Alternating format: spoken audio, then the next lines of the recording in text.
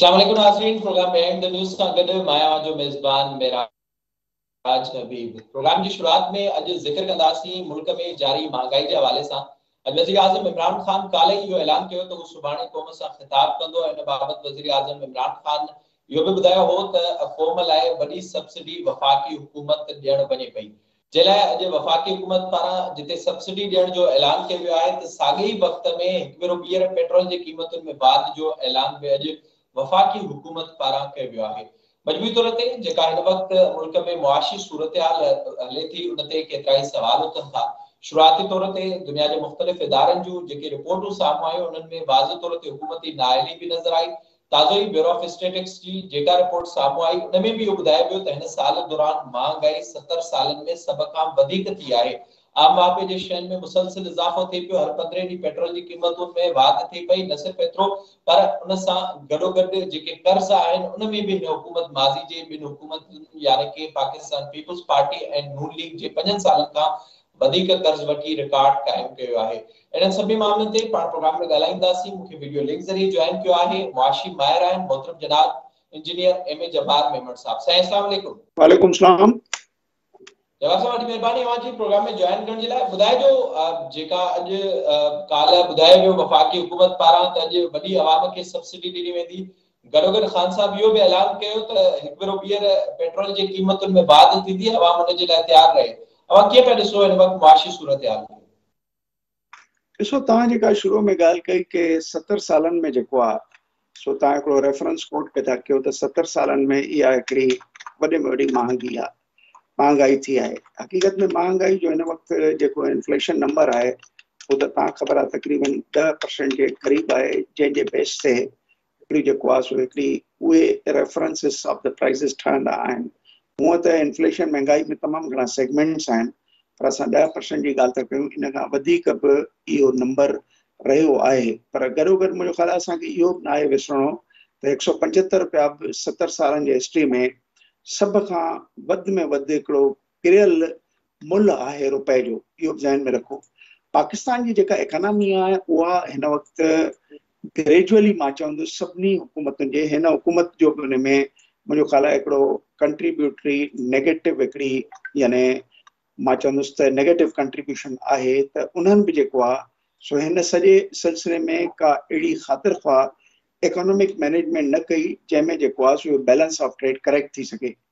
जंहिं मुल्क में हिन वक़्तु जेको बैलेंस ऑफ कंजम्पशन आहे उन में तव्हां अंदाज़ो लॻायो त 12 अरब डॉलर जेके आहिनि से तव्हांजे जेको आहे सो हिन 3 महीननि में जेको आहे हिकिड़ो बैलेंस ऑफ ट्रेड आयो आहे। माना इम्पोर्ट एंड एक्सपोर्ट जे विच में तफ़ावत तव्हांजो वञी 12 अरब डॉलर बीठो आहे। 4 महीननि में हिन वक़्तु असां जेको आहे सो यानी फर्स्ट क्वार्टर में 18 बिलियन डॉलर इम्पोर्ट खे क्रॉस कयूं पिया था। असां जेको आहे सो मुल्क खे हिकिड़ो इम्पोर्ट बेस्ड कंजम्पशन इकोनॉमी ठाहे चुका आहियूं। इन खे चइबो आहे त हिकिड़ी पॉलिसियुनि जो फुक़दान, इन खे चइबो आहे त कंहिं मुल्क जी सेल्फ रिलायंस ख़ुदि इनसारी खां परे करण में यानी या त अंग्रेज़ी में चइबो आहे त हिकिड़ी साइलेंट कनाइवेंस ख़ामोशी या त हिनखे साज़िश बि चई सघे थो। हाणे जंहिं मुल्क में जेको आहे सो हिकिड़ो उहो माण्हू जेको सुठी परफॉर्मेंस खां पोइ कंहिं माण्हुनि वटि वञी वोट घुरण जी कोशिशि करे या वरी सां पंहिंजो पाण खे पेश करे त मां हिकिड़ो उहो एक्टर आहियां हिन सॼे इकोनॉमी में जंहिं मुल्क जे आम माण्हूअ जे भलाई में कुझु कमु कया। इन खे चइबो आहे डेवलपिंग कंट्रीज़ में परफॉर्मेंस कि असां केतिरनि माण्हुनि खे जेको आहे सो गुरबत जे लीक खां मथे खणण जी कोशिशि कई, केतिरे हद ताईं कामयाबु वियासीं ऐं केतिरे हद ताईं जेका आहे उन में असां हुनजे ज़िंदगीअ जे में जेके इकोनॉमी में सोशो इकोनॉमिक डेवलपमेंट चइबो आहे हिकिड़ो यानी अम्ब्रेला हूंदो आहे उन में कहिड़ी असां फेरफार आंदी। उन में इन करे बि प्रॉब्लम सभ खां वॾो पाकिस्तान में इहो आहे त पाकिस्तान में इम्पोर्ट बेस्ड कंजम्पशन इकोनॉमी सां गॾु गॾु इम्पोर्ट बेस्ड जेको आहे मैनेजमेंट अथव। थोरी देरि लाइ असां इहो चऊं त पाकिस्तान में जेकॾहिं इमरान ख़ान खे चौधारी तव्हां माण्हू ॾिसंदव त माण्हुनि जा नाला था वठण में त को मुंहिंजो ख़्यालु आहे हो कोन्हे। यानी हिकिड़ो तव्हांजो नदीम बाबर आयो उन ते तमामु घणा इल्ज़ाम आहे त उहो पंहिंजो धंधो वेठो करे।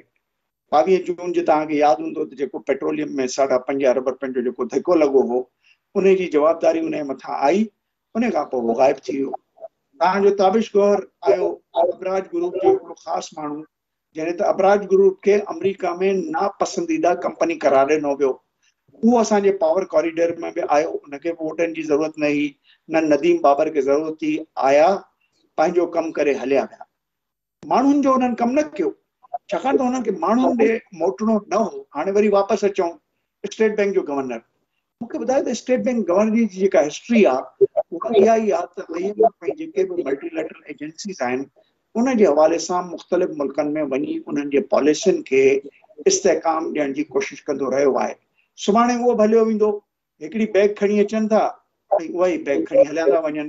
शौकत अज़ीज़ थोड़ो इहो ॿुधाइजो ज़ाहिरा तफ़सील जेका सूरत-हाल साम्हूं रखी हिन वक़्तु जेका असां सूरत-हाल ॾिसूं पिया मुल्क अंदरि, ख़ान साहब जो खणी को मैनिफेस्टो हुजे या उन खां अॻु जेके इमरान ख़ान ज़िक्र कयो हो इकोनॉमी जे हवाले सां या जेको एजेंडा ॾिनो वियो हो जिते पाण ॻाल्हाए बि चुका आहियूं अॻु में, उन बाबति त बुनियादी तौर ते इहे शयूं त मुल्क अंदरि प्रोडक्शन वधाई वेंदी ऐं एक्सपोर्ट वधाई वेंदी। ताज़ो ई असां ॾिठोसीं कोरोना वायरस दौरान हुकूमत असांखे बार बार इहो ॿुधाईंदी रही त फैसलाबाद में मज़दूरनि जी ज़रूरत आहे, इनजे करे त टेक्सटाइल में पाकिस्तान न सिर्फ़ ग्रो कयो आहे पर टारगेट खां वधीक हासिल कयो आहे ऐं उनजो बाद में सबबु इहो ॼाणायो वियो जेके मुख़्तलिफ़ मुआशी तजर्बेकार हुआ त कोरोना वायरस जे करे इंडिया ऐं बांग्लादेश में उते सफ़री पाबंदियूं जंहिंजे करे इहा सूरत-हाल पैदा थी। छा सम्झो पिया त सिर्फ़ इन हिकु सेक्टर खे छॾे का एक्सपोर्ट जे हवाले सां का बहितरी बि आंदी आहे? ताज़ो ई असां ॾिठोसीं हिन हुकूमत में असांखे अहिड़ा केतिरा ई मिसाल मिलनि था ज़राअत जे हवाले सां, जॾहिं ज़रई पैदावार असांजी पंहिंजे मुल्क में थिए थी त असां ॿाहिरां शयूं इंपोर्ट कयूं था या उन वक़्तु जेके टारगेट हुजनि था उन्हनि ते पूरो नथा लहूं। त इहे जेके हुकूमती नाअहलियूं असांखे मुख़्तलिफ़ वक़्तनि ते नज़र अचनि थियूं, छा हिन जो सिर्फ़ इहो ई सबबु आहे त जेके माण्हू ॿाहिरियां घुराए विहारिया विया आहिनि आम उहिदनि ते उहे पंहिंजो पैसो ठाहे निकिरी था वञनि ऐं उन्हनि जी का बि रोकथाम नथी थिए? ॾिसो, ॻाल्हि दरअसल इहा आहे जो तव्हां जेका हींअर टेक्सटाइल रिलेटेड कुझु ॻाल्हियूं कयूं त कुझु हिकिड़े स्पेसिफिक सेक्टर जी तव्हां परफॉर्मेंस जी ॻाल्हि कई, पर उहा परफॉर्मेंस जेका आहे उहा हिकिड़ो बैनुल अक़वामी जेकॾहिं असां हिकिड़ी कंपैरिज़न कयूं त उन में इहा परफॉर्मेंस तव्हांखे कोन नज़र ईंदी। थोरी देरि लाइ मां तव्हांखे सवले सिंधीअ में हिकिड़ा अंग अखर थो ॾियां। टेक्सटाइल एंड क्लोथिंग जो को दुनिया में बैनुल अक़वामी जेके ग्लोबल ट्रेड आहे उहो असांजो आहे हिन वक़्तु $875 बिलियन। असांजी टोटल एक्सपोर्ट जेका आहे तव्हां ॿुधी ॿुधी थकिजी पिया हूंदव, 9, 10, 11, 12, 13। हाणे मूंखे इहो ॿुधायो त $875 जे ग्लोबल इकोनॉमी में असांजो शेयर 2% बि कोन्हे। ॿिए पासे जेको आहे वरी सवली सिंधीअ में ॻाल्हायूं त कंपैरेटिव एडवांटेज चयो वेंदो आहे त उन्हनि मुल्कनि खे जिन वटि रिसोर्सिस खाम माल जा हुजनि उनखे हू वैल्यू एड करे इंतहाई वॾी क़ीमत ते पहुचाए करे एक्सपोर्ट कंदा आहिनि। हाणे पाकिस्तान में जेका बि कॉटन प्रोडक्शन आहे अॼु खां 10 सालनि ताईं मां बि इहो ॿुधी ॿुधी थकिजी पियो आहियां त कॾहिं 4थे नंबर ते असां आहियूं, कॾहिं 5 नंबर ते आहियूं, तमामु घणो हेठि वियासीं त 6 नंबर ते। हाणे जेकॾहिं असां वाकई economic management policies, central bank जी policies, commerce related policies, industrial umbrella ऐं इंडस्ट्रियल पॉलिसीज़ इन जी जेकॾहिं जोड़ जुक सुठी हुजे हा त महराज मूंखे इहो ॿुधायो त असां 6हों नंबर बि जेकॾहिं पाण खे चऊं असां हिन वक़्तु जेको आहे सो तक़रीबन यानी तव्हां अंदाज़ो लॻायो त 16% जेकॾहिं 875 जो तव्हां खणो 10% त तव्हांखे सिधो सो $87 बिलियन नज़र था अचनि। असां उते परफॉर्म नाहे कयो। ॿियो हिकिड़ी ॾुख वारी ॻाल्हि ॿी ॿुधो, इहे माण्हू जेके ॻाल्हियूं कंदा आहिनि त बि $12 बिलियन, $13 बिलियन सॼो ॾींहुं अख़बार में एडवर्टाइज़मेंटूं आहिनि त असांखे सस्ती बिजली ॾियो, गवर्नमेंट ॾेई छॾी। ॿी इंडस्ट्रीज़ खे न, टेक्सटाइल खे ॾिनो ऐं सॼो ॾींहुं चऊं त लोकल ड्यूटी एंड ड्रॉबैक्स जेकॾहिं मां रस्ते ते को हिकिड़ो टोल टैक्स बि ॾिनो उहो मूंखे वापसि कयो, गवर्नमेंट उहो पे थी ॾिए। तव्हां उन खां अलावा चओ त निश प्रोडक्ट्स जे हवाले सां टेक्सटाइल में 6% ताईं तव्हांखे लोकल टैक्सेस जे मद में हिकिड़ो इंसेंटिव उहो पे थो मिले। तव्हां इहो बि चयो त स्टेट बैंक जेका एक्सपोर्ट रीफाइनेंसिंग स्कीम जेका आहे सा ॿियनि माण्हुनि खे जंहिं रेट ते ॾिए थी उन जे 30% जे अघ ते उहे बि ॾियो, उहे बि ॾिना। तव्हां जेको आहे सो 200 अरब रुपया हिकिड़ो टेम्पररी रीफाइनेंसिंग स्कीम बि ॾिनी जंहिंमें टेक्सटाइल वारनि सभ खां वधीक पैसा खया।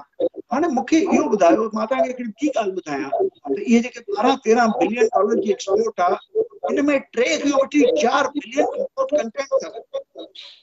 एक्सेसरीज खां वठी बटन, पीड़ा, काफ़ी शयूं जेके आहिनि से इवन जेको आहे सिंथेटिक यान रिलेटेड शयूं, यान बि पियो थो अचेव तव्हांजी 8 खां 6 बिलियन नेट एक्सपोर्ट आहे टेक्सटाइल जी, जंहिं ते तव्हां सॼा पंहिंजा रिसोर्सिस फ्री लॻाए छॾिया आहिनि। हाणे इहा पाकिस्तान में कीअं तरक़ी थिए, थोरी देरि लाइ असां चऊं त ॿियनि मुल्क्स में बि एक्सपोर्ट थियणु खपे। तव्हां हिकिड़ो ख़ासि टेक्सटाइल इंडस्ट्री खे तव्हां $6.5 ऐं $7.5 जे कंसेशनरी रेट्स ते ड्यूटीज़ न के ॿियूं शयूं न, उन तव्हां बिजली ऐं गैस ॾिनी, बाक़ी सॼी इंडस्ट्रीज़ खे तव्हां ओपन करे छॾियो त उहे 18 खां वठी कराची में जेको बास्केट ऑफ सेल्स आहे 19 रुपए ताईं, 20 रुपए ताईं बिजलियूं वठनि। तव्हांजी गैस जी क़ीमत 1000 खां मथे क्रॉस करे वई आहे। त इन क़िस्म जे माहौल में तव्हां जेकॾहिं थोरी देरि लाइ अचो, रज़ाक दाऊद जूं ॻाल्हियूं ॿुधो, कल्ह जूं ॻाल्हियूं ॿुधायां परीहं। रज़ाक दाऊद साहब चए थो त बाबा हिते महांगाई त आहे, पर महांगाई जो सबबु आहे टैक्स जो गैर रेट हुजणु, ऐं IMF चए थी इन रेट खे न घटायो। वरी रज़ाक दाऊद इहो चयो आहे त भई जेके ड्यूटीज़ एक्स्ट्रा विझी वेठो त कंजम्पशन बेस्ड इकोनॉमी में शयूं महांगियूं थियनि वेठियूं, माण्हू इन करे उन्हनि जे ख़रीदारी वारे अमल में एतिरी संग वधीक पैदा न करे सघिया आहिनि। उन ते चई त न, IMF चए थी त रेगुलर ड्यूटीज़ नथा घटाए सघूं।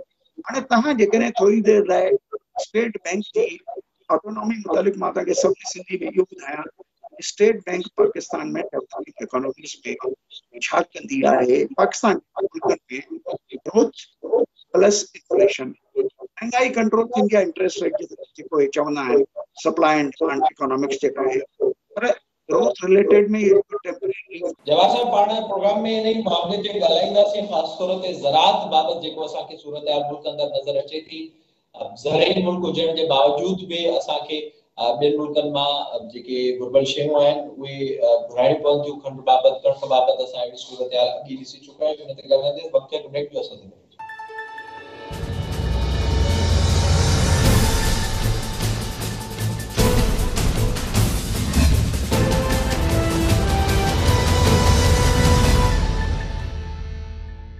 प्रोग्राम में हिकिड़ो ॿीहर मज़ेदार पाण ज़िक्र कयो पिया मुल्की मुआशी सूरत हाल जे हवाले सां। जवाहर साहब ॿुधाइजो, ज़ाहिर ज़राअत जे हवाले सां जेके गुज़िरियल साल जा टारगेट हुआ उन में असां ॾिठोसीं वाज़ह तौर ते हुकूमती नाअहली असांखे उन साल में नज़र आई, हिन साल में इन तरह जूं ख़बरूं आहिनि। ऐं जॾहिं असां ॾिसूं था पंहिंजे मुल्क अंदरि शयूं मौजूदु हुजनि थियूं त उन वक़्तु ॿियनि मुल्कनि ॾांहुं माणियूं वञनि थियूं।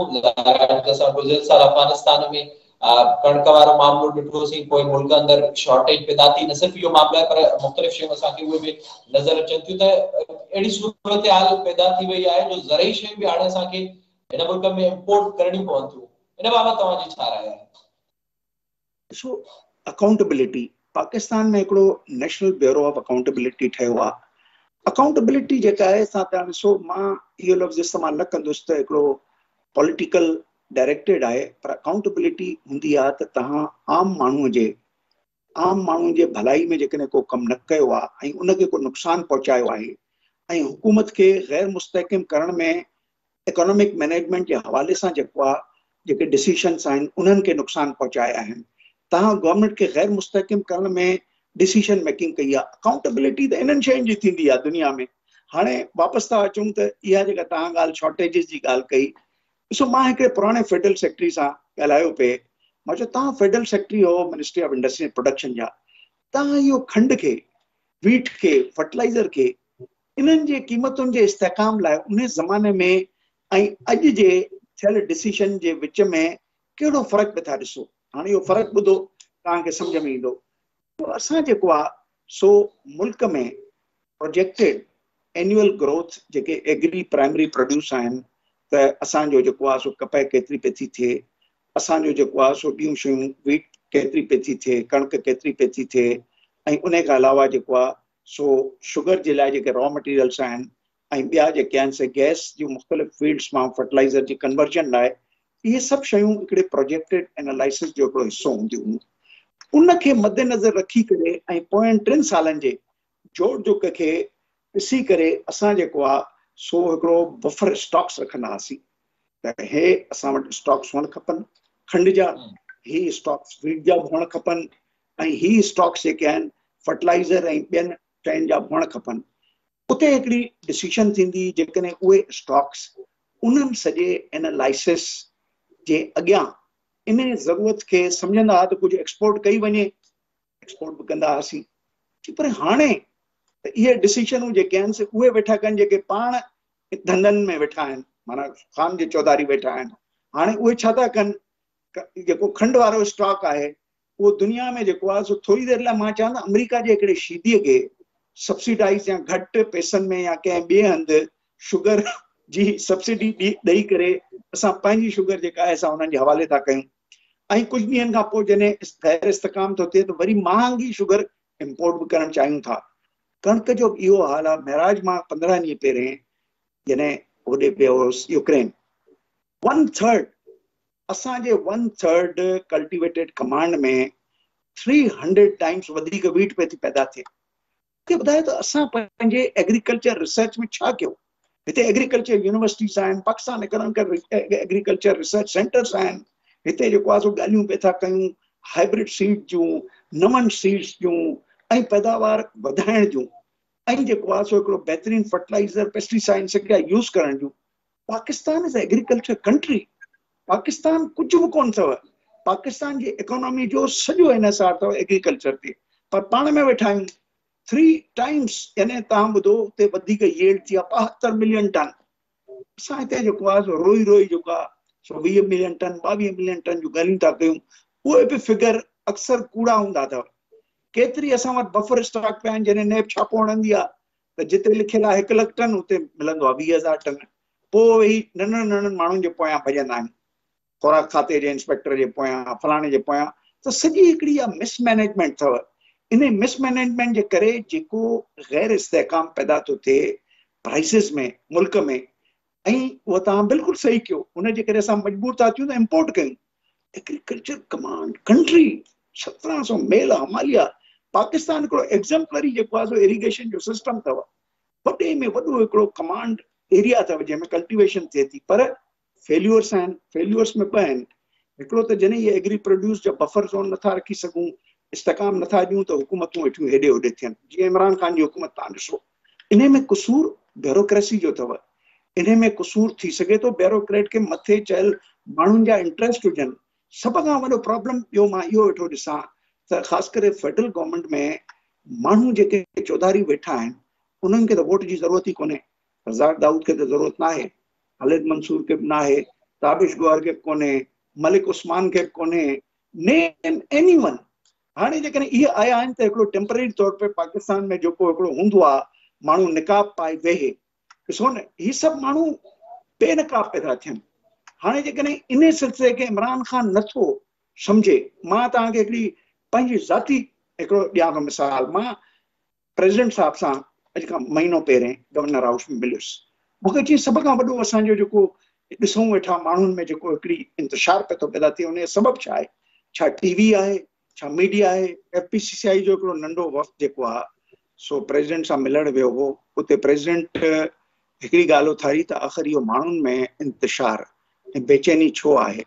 मां चयो साईं फ़ैसिला साज़ी जेको आहे उते जेको आहे सो हिकिड़ो प्रॉब्लम आहे, ऐं उन प्रॉब्लम जी आइडेंटिफिकेशन मां ईअं कंदुसि निशानदही त तव्हां पंहिंजे इलेक्टेड माण्हुनि खे, फरदौस शमीम नकवी बि वेठो हो, आफ्ताब सिद्दीकी विया, मां चयो ही माण्हू आहिनि इलेक्टेड। तव्हां इन्हनि इलेक्टेड माण्हुनि खे डिसीशन मेकिंग में, पॉलिसी साज़ीअ में अॻिते आंदो ई कोन्हे। ऐं इहे माण्हू आहिनि हिकिड़ी पाण में कनेक्टेड आहिनि माण्हुनि सां वञी इहे ॻाल्हाए सघनि था त आख़िर कहिड़ी पॉलिसीअ में असांजे रद्दोबदल थियणु खपे, कहिड़ी पॉलिसी ग़लति आहे, कहिड़ी पॉलिसी दुरुस्त सिमत में वञणु खपे। इन्हनि सां ॻाल्हाए करे तव्हांखे हिकिड़ो बहितर तरीक़े सां इहे जेको आहे रहनुमाई करे सघनि था। उन खां अलावा हिननि माण्हुनि खे ज़रूरत आहे त ॿिए दफ़े जेकॾहिं हिननि खे पॉलिटिक्स में कंटिन्यू करिणो आहे त परफॉर्म बि करिणो आहे। पर तव्हां सभु माण्हू उहे विहारिया आहिनि जेके अवाम जे अॻियां जवाबदेह न आहिनि। इन खे तव्हां तब्दील कयो। तव्हां ख़बर आहे अलवी साहब छा चयो? हालांकि असांखे हिक ॿिए सां पुराणी बख़्शत बि आहे। अलवी साहब चयो त भई इहो त प्रोरेगेटिव आहे प्राइम मिनिस्टर जो इहो उहो डिसाइड कंदो। हाणे जिते मुल्क जो सदर जेको आहे सो जेकॾहिं बजाए हुनजे जो मां चयो साईं घटि में घटि तव्हां सिफारिश त कयो, जेके ॻाल्हियूं तव्हांखे ॿुधायूं था। जवाब साहब ज़ाहिरा जेका अवां ॼाण रखी आहे नाज़रीन जे साम्हूं, ज़ाहिरा जिते जिते असांखे हिन हुकूमत अंदरि वाज़िह तौर ते नाइलियूं नज़र अचनि थियूं, अब छा हाणे इन मौक़िफ़ ते अची वञे वाज़िह तौर ते त तोड़े जो हिन हुकूमत ॿियनि हुकूमतुनि खां कर्ज़ वधीक वरिता आहिनि। असां ताज़ो ॾिठोसीं सऊदी अरेबिया खां कर्ज़ मिलियो, IMF सां जेके 6 किस्त मिलणी आहे उन बाबति में अॻकथी थी आहे, ख़बरूं आहिनि त उहा बि पाकिस्तान खे जल्द मिली वेंदी। त इन में वाज़िह तौर ते इहो चई सघिजे थो 3 सालनि जो जेको एक्सपीरियंस आहे त ईंदड़ बि जेके 2 साल हूंदा, 3 सालनि खां मथे जो अर्सो हुकूमत खे गुज़री चुको आहे, त उन में बि का परफॉर्मेंस में बहितरी असांखे नज़र न ईंदी। ऐं जॾहिं नई इलेक्शन जे लाइ इहो हुकूमत ईंदी त पोइ के ॿिया बहाना हूंदा, कोविड जी ॻाल्हि हूंदी, करप्शन जी ॻाल्हि हूंदी, वरी असां साॻी सूरत हाल ॾिसंदासीं PTI में। ॾिसो महराज, थोरो घणो मुंहिंजो ख़्याल आहे कुझु ॾुखियो त चवणु थींदो, पर कोशिशि कयां थो मां सिंपल तरीक़े सां चवां। पाकिस्तान हिन वक़्तु जेको आहे सो हिकिड़े बदनज़रुनि हेठि आहे, जंहिंखे चइजे त जियो इकोनॉमिक्स ऐं जियो पॉलिटिक्स। पाकिस्तान में हिन वक़्तु चीन ऐं अमेरिका हिकिड़ी जेका इकोनॉमिक्स आहे उनजे विच में हिकिड़ी जंग आहे, प्लस उन्हनि जे पंहिंजे इन्फ्लुएंस जूं ॻाल्हियूं आहिनि। असां जेको आहे सो ॿारनि धुरियुनि खे न फ़क़ति ॿुधी रहिया आहियूं, उन्हनि ते अमल बि करण जी कोशिशि कयूं था, बल्कि असां ॿाहिरियां माण्हू पाण वटि एम्प्लॉय कया आहिनि। अॼु तव्हां ॾिसो BOI में अॼु मां सुबुह पढ़ियो पियो त BOI जो चेयरमैन नओं थी वियो। हर महीने जेकॾहिं असां कंहिं न कंहिं जे चवण ते कंहिंखे वज़ीर ठाहींदासीं, कंहिंखे चेयरमैन ठाहींदासीं, जेसि ताईं उहो पहिरियों महीनो फाइलूं पढ़े तेसि ताईं वरी को ॿियो चेयरमैन तयारु थी वेंदो। मूंखे इहो ॿुधायो त मां तव्हांखे हिकिड़ो सिंपल मिसाल ॾियां। पाकिस्तान में जेका नेशनल ॿाहिरियां माण्हू पाकिस्तान में नौकरी वठण ईंदा। हा, ॾिसो हाणे तव्हांखे मां हिकिड़ो ॿियो मिसाल ॾियां त तव्हां सऊदी अरेबिया हिननि जी ॻाल्हि कई, बिल्कुलु हिकिड़ी सिंपल सलीस अर्थमेटिक्स ते ॻाल्हि कयां। तव्हांखे 3 बिलियन मिलिया आहिनि, इन्हनि खे तव्हांखे रिज़र्व खे पंहिंजी हिकिड़ी सुठी शिकिल में ॾिसण लाइ मिलिया आहिनि, भई ख़ुशि थियो ताड़ियूं वॼायो, तव्हांखे ख़र्च न आहिनि करणा उहे पैसा। हाणे थोरी देरि जे लाइ वापसि आयूं त हिकिड़ो मसनूई तरीक़े सां तव्हांखे उन्हनि हिकिड़ी ज़िंदगी ॾिनी आहे त तव्हांखे हिकिड़ी फिगर किथे ॾेखारण लाइ मिले। इहा फिगर तव्हांजे हिकिड़ी इम्पोर्ट ऐं इम्पोर्ट्स जे लाइ हिकिड़ी जेके चइजे त हिकिड़ी सघ ॾींदी आहे त भई फिगर सुठी आहे, 3 महीननि जे इम्पोर्ट बिल जेतिरा पैसा पिया आहिनि। पर ॿिए पासे सऊदी अरेबिया 3.2% ते तव्हां खां व्याज बि वठे वेठो। पैसा रखो, ॾिसो, ताड़ियूं वॼायो ऐं उन ते तव्हां व्याज बि ॾींदा रहो, वरी वापसि अचो तव्हांजी ऑयल फैसिलिटी। मां थोरो हिकिड़ी कोशिशि कंदुसि वरी हिनखे सवलो कयां। वर्ल्ड ट्रेड ऑर्गेनाइज़ेशन में यूरोपियन यूनियन मुखालफ़त कई यूनाइटेड स्टेट्स जी त तव्हां मुल्कनि खे जेका ग्रांट्स था ॾियो, लोन्स था ॾियो, उन में इहा पाबंदी छो था विझो त सिर्फ़ु अमरीकी शयूं वठनि। इहो हिकिड़ो गैर मुनसिफ़ाना तरीक़े जो आहे अमल, जंहिंमें मां तव्हांखे मिसाल ॾियां त अमरीका पैसा ॾींदो त सिर्फ़ु बोइंग वठो, अमरीका पैसा ॾींदो त फलाणो जहाज़ वठो। इन खे यूरोपियन यूनियन बाक़ाइदे इन जो दफ़ा करे इहो फ़ैसिलो करायो त न, इन में दुनिया जूं सभु कमर्शियल ऑर्गेनाइज़ेशन शरीक थींदियूं। हाणे शरीक थियण सां छा आहे जो कंपटीशन वधे थी। हाणे तव्हांखे ऑयल जेको मिले थो, तव्हां माना ऑयल पंहिंजी हिकिड़ी कॉम्पिटिटिव प्राइसिस जे बजाए तव्हां हिकिड़े ख़ासि मुल्क खां वठो था, किथे 5-10 रुपया जेकॾहिं किथे फ़ाइदो थिए हा कॉम्पिटिटिव एंगल में, उहो ख़तमु थियो। इन खे चइबो आहे कैप्टिव मार्केट। तव्हांखे जेको माण्हू ऑयल पे थो ॾिए, पंहिंजी क़ीमतुनि ते पे थो ॾिए, तव्हां ते कर्ज़ बि चाढ़ियो अथई, तव्हां खां व्याज बि वठंदो, डेफर पेमेंटुनि में जेके थींदा आहिनि हिकिड़ा। त थोरी देरि लाइ असांजी इहा इकोनॉमिक्स असांजी न आहे, न तव्हांजी आहे न मुंहिंजी आहे। इहा इकोनॉमिक्स ॿाहिरां आई आहे ऐं इन इकोनॉमिक्स खे ईअं सम्झो त पाकिस्तान जे स्टेट बैंक ऑफ पाकिस्तान जी प्रूडेंशियल रेगुलेशन अथव त का बि कंपनी जॾहिं ॿुॾंदड़ हूंदी आहे त उनखे नओं कर्ज़ ॾेई पुराणो कर्ज़ वापसि करण जी सहूलियत न हूंदी आहे। पाकिस्तान त हिकिड़ो अहिड़ो मुल्क आहे, मुल्क जो निज़ाम ॾिसो त असां पंहिंजे मुल्क में कंपनी प्राइवेट सेक्टर में उनखे कर्ज़ ॾेई पुराणे कर्ज़ खे आजो करण खां इनकारी आहियूं, बिल्कुलु इजाज़त न अथव। पर पाकिस्तान में जेके बि कर्ज़ वठो वेठा, उहे पुराणा कर्ज़ वेठा अदा कयो, उन्हनि कर्ज़नि मां वेठा व्याज अदा कयो। त हिन वक़्तु ईअं सम्झो त इहो सॼो घर तव्हांजो गिरवी रखियलु आहे। हाणे तव्हांखे हर शइ में रूम पैदा करण लाइ इंटरनेशनल जेके चइजे त हिकिड़ी conducting of the economic space में तव्हां वरी सां कर्ज़ा पे था वठो, त थोरो सूरत हाल जेका आहे सा हिकिड़ी एक्सटर्नली इन्फ्लुएंस्ड आहे। एक्सटर्नली इन्फ्लुएंस मां इन करे चवंदुसि त हर उहो मुल्क जेको एतिरो कमज़ोर हूंदो आहे जेतिरो पाकिस्तान आहे, उनखे चीन बि जेको आहे सो हिकिड़ो कर्ज़ो ॾेई करे, हाणे तव्हां ॾिसो त इंट्रस्टिंग ॻाल्हि हिकिड़ी ॿी ॿुधो, तव्हांजे प्रोग्राम में तो टाइम कोन्हे, त चीन तव्हांखे करेंसी स्वैप में हिकिड़ा पैसा ॾिना आहिनि $5 बिलियन, उन जी अनयूटिलाइज पोर्शन जा बि तव्हांखां व्याज पे थो वठे। हिमालय खां मथे, जे माखीअ खां मिठी, जे सागरनि खां हेठि, इहा कहिड़ी दोस्ती आहे जंहिंमें तव्हां हेॾे तकलीफ़ में आहियो ऐं उहो तव्हांखां वाणियनि वांगुरु, I am sorry to use the word, हिक हिक पैसे जो हिसाब पे था वठनि। त थोरो हिते असांखे इहो चई सघूं था त जेका हुकूमत आहे उनजी जहत जेका आहे, उनजी सोच में का आज़ादी कोन्हे, उहा फासी पई आहे, हिकिड़ी मल्टीलेटरल डायरेक्शंस में फाथल आहे, जिते इवन अपोजिशन इन्हनि नेशनल इश्यूज़ जे बजाय रुगो नैब नैब सॼो ॾींहुं तव्हां ॾिसंदो नैब आहे, ॿी का ॻाल्हि ई कोन्हे हिन मुल्क जे टीवीज़ ते। वॾी महिरबानी जवाहर साहब, प्रोग्राम में वक़्तु ॾियण जे लाइ। ज़ाहिरी तौर ते जे जवाहर साहब ॿुधायो त हुकूमत में आम उहिदनि ते वेठल वज़ीर ऐं मुशीर, उन्हनि जो इंट्रस्ट अवाम सां आहे न, त महांगाई ते कंट्रोल कीअं थींदो आहे। हिन वक़्त में हुकूमत वटि उन बाबति का वाज़िह पॉलिसी नज़र नथी अचे। जेके हुकूमत वटि मौजूद वज़ीर ऐं मुशीर आहिनि, जेके हिन वक़्तु मुआशी सूरत हाल खे हलाइनि पिया, उन्हनि खे पाकिस्तान अचिणो आहे, हितां कमाइणो आहे ऐं ॿाहिरि वञिणो आहे। इहा सूरत हाल असांखे ख़ासि तौर ते हिन हुकूमत दौरान नज़र अचे थी, जॾहिं स्टेट बैंक जो गवर्नर इहो ज़िक्र करे ॿियनि मुल्कनि में वञी त डॉलर वधण सां जेके ॿाहिरि रहंदड़ माण्हू आहिनि उन्हनि खे फ़ाइदो थिए थो, त उन मां इहो अंदाज़ो लॻाए सघिजे थो त हिन हुकूमत में, हिन हुकूमत जी मुआशी टीम में केतिरी अहलियत आहे। हिन प्रोग्राम जो वक़्तु ॾियण ते पहुतो पंहिंजे मेज़बान मिराज जो